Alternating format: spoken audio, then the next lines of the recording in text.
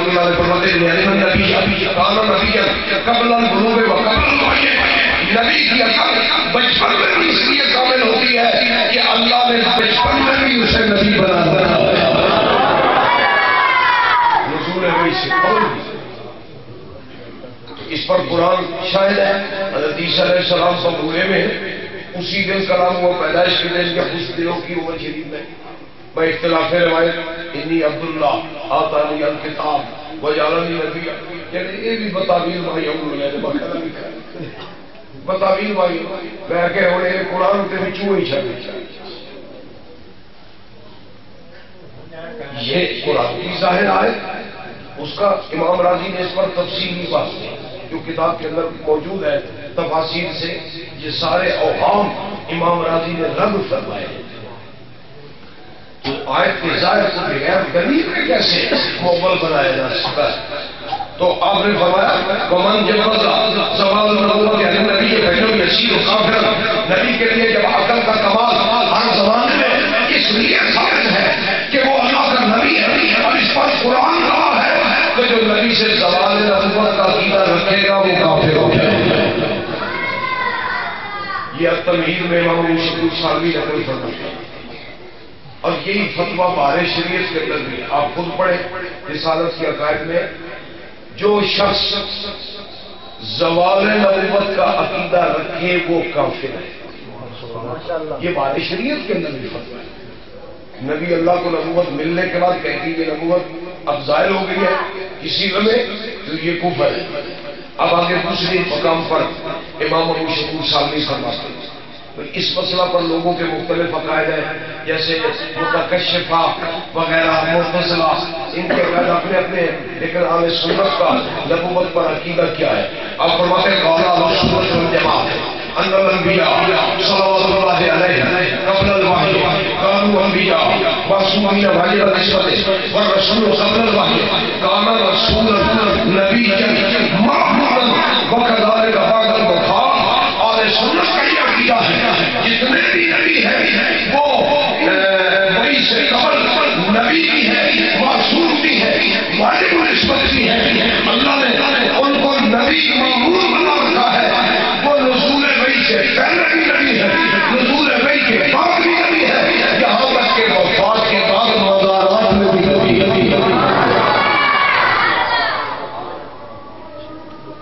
تو کیونکہ یہ اہل اسلام کا متفقہ عقیدہ ہے کہ نبی سے نبوت کا زوال یہ عقیدہ کفری ہے۔ تو اب بجا طور پر یہ بات ثابت ہو چکی کہ قرآن پاک سے اور حدیث مصطفیٰ سے اور ائمہ کلام کی تصریحات سے کہ انبیاء کرام ہر زمانے میں متصف بالنبوہ ہوتے ہیں، اور سب سے پہلے نبوت سرکار عالم صلی اللہ علیہ وسلم کو ملی ہے۔ لیکن اس پر ایک میں لطیفہ، یہ چونکہ میلاد شریف کا مہینہ ہے، ان جلسوں میں ایک ایمانی لطیفہ سناتا رہتا ہوں مواہب دنیا سے۔ مائی حلیمہ رضی اللہ عنہا جب حضور کو اپنی گدی پر لے کے جا رہی تھی تو دائیوں نے پوچھا آزی تعلق کے حلیمہ تیری یہ گدی وہی ہے جس پر تو بکے آئی تھی؟ تو حضرت حلیمہ فرماتی ہے میں انہیں کچھ کہنا نہیں چاہتی تھی، اللہ نے میری گدی کو زبان عطا فرمایا، میری گدی بول پڑی من علی ذالک وہی حق تجاب صاحب صاحب ان کل نبی رحمت حل قدری من علی ذالک خیار النبیین و سید المرسلین و خیر الاولین والآخرین و حبیب رب العالمین۔ میری پیٹ پر تو وہ بیٹھا ہے جسے اللہ نے سارے نبیوں کا بھی سردار بنایا ہے۔ میں حیران ہوں، گدی تو مانے کہ حضور اللہ کے نبی ہے، بندہ ہو کر نہ مانے تو لگتا ہے اس میں شعور گدے سے بھی سمجھ۔ یہ بہت بڑی عبرت جب گدے اگر کھوتے کسی دی نہیں منزے کسی بین دی چاڑے کھوتے نہیں تو اس کا آپ کے چھکے تو پچھلے پہلے ٹاڑ لائی کھوتے نہ چڑھے آتے نہیں چھک چھک کے کام تماشا ہو گیا دل لگی چڑھ جاتے پار لنگ جاتے آرام نال دریا تو پر اس کھوتے کو نہیں پتا ہے بیڑی کی افیت کی دریا تو پار لگ جاؤ کھوتے کی پتا ہے وہ بندہ سیڑا جائے کہ کے کھوتا جائے کی پتا ہے اس نہیں چڑھنا منہ دوجے پاسے کر کے تو دو کے نہ کام چھے اپنے پوری ٹڑ لا رہے تھے کام چھکی آپ ڈوڑی جا اپنے شعور نال نہیں چڑھے گا ہے جو گا لیکن میں اس مثال کی بتا قرآن کی مثال ہے کما سال شباب نئی گل نہیں جی بے وقوفی مثال دینی ہوئے تو وہ کھوتا ذکر کیا جاتا ہے کھوتے گدے بے وقوفی لیکن بات جو میں عرض کرنا چاہتا ہوں وہ بڑی ایمان و فروز ہے یہ گدا جسے دنیا میں سب سے اعظم جانور کہا جاتا ہے یہ بھی محمد رسول اللہ کی نبوت کو مانتا اللہ کے نبی ہے چند دنوں کی عمر شریف ہے یہ بہت بڑی عبرت ہے بندہ میں ویسے تو کہتا بھی رہتا ہوں کہ اس گدی سے اماں حلیمہ کی اس گدی سے جو حضور کی نعت بھی پڑھے اور حضور کی نبوت کا اعلان بھی کرے کون اچھا ہو سکتا ہے اور جو بندہ حضور کی نبوت کا انکار کرے اس سے تو اماں حلیمہ کی گدی اچھی ہے جو حضور کی نبوت کا اظہار کر رہی ہے حضور کی نعت پڑھ رہی ہے مرتبہ و مقام بیان کر رہی ہے چند دنوں کی عمر شریف میں تو یہ ہے ایک دلائل کا اجمالی خاکہ تفصیل انشاءاللہ آپ پڑھ لیں گے کتاب سے بھی دو تین وضاحت ہیں پہلی بات یہ ہے اس میں کہ نبی اگر ہو تو اس کے لیے تبلیغ ضروری ہوتی ہے تو 40 سال حضور نے تبلیغ نہیں کی سامنے گناہ ہوتے رہے شرک ہوتا رہا بتوں کی بندگی ہوتی رہی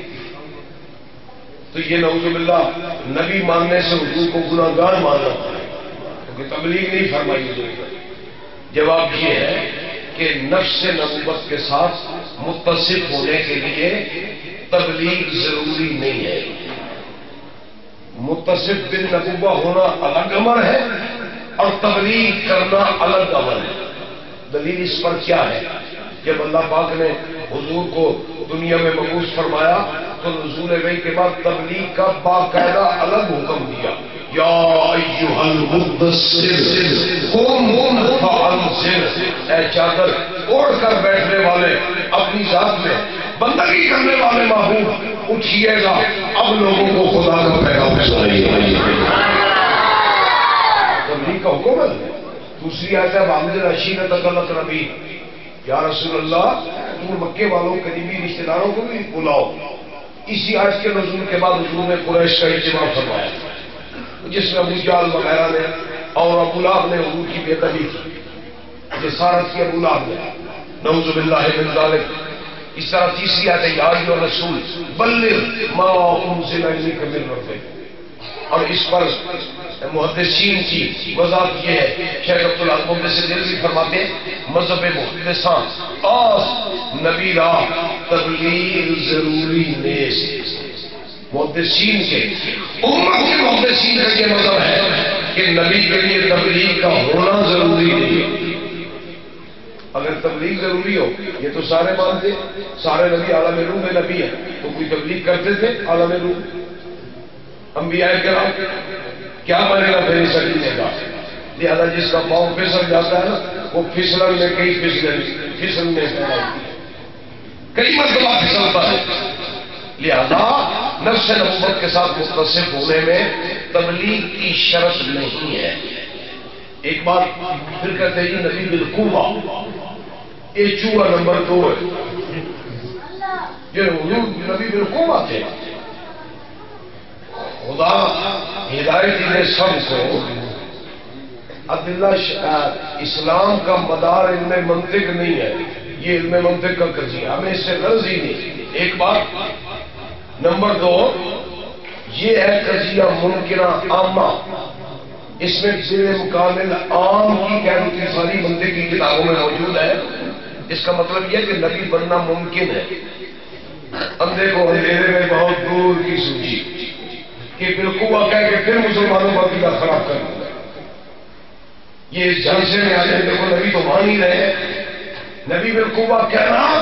یہ بھی نبوت سے انکار کہ نبی بننا ممکن ہے یعنی نبی نہیں ہے۔ لہذا میں نے اس کتاب میں بھی یہ بات لکھی، حضور کو اگر بالفرض علم منطق کی روشنی میں ہی بیان کرنا ہو آپ کی نبوت کو تو یہ قضیہ ہے دائمہ مطلقہ، مرکات وغیرہ میں ہے نا، جس کی تعبیر یہ ہوگی کل نبی متصف بوصف نبوت دائما، جو بھی نبی ہوتا ہے ہمیشہ وصف نبوت سے متصف ہوتا ہے۔ تو علم منطق تو دلیل شرعی ہے ہی ہے، اور مولا علی قاری شرف اکبر میں بھی یہی فرماتے ہیں متصفم بناء نبوتہ من یوم ولادتہ شرف اکبر میں رسالت کی بات میں کہ اللہ کے محبوب صلی اللہ علیہ وسلم ولادت کے دن سے ہی وصف نبوت کے ساتھ متصف۔ یہ ہے عقیدہ اہل سنت والجماعت کا، انبیاء کرام علیہ السلام کی نبوت اور حضور سید عالم صلی اللہ علیہ وسلم کی نبوت کے بارے میں اللہ تعالی ہمیں اسی عقیدے پر رکھے، اسی پر ہماری موت ہے، اسی پر ہمارا حشر ہو۔ یہی اسلاف کا ترجمہ ہے، یہی قرآن کی تعبیر ہے، یہی حدیث کا ترجمہ ہے۔ اللہ تعالیٰ اس موقع پر میں یہ عرض کروں گا کہ اس عنوان پر جو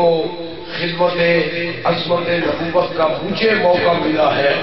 یہ ہمارے عقیدے کا شرف ہے، اس کے بعد ہمارا شرف ہے، جامعہ محمدیہ کا شرف ہے، آپ کا شرف ہے، اور آخرت میں حضور کی شفاعت کا سامان ہے کہ شاید اسی توسط سے ہی ہماری بات بن جائے۔ اعمال کی تو پونجی نہیں ہے، حضور کی کسی خدمت سے ہماری زندگی بھی بن جائے۔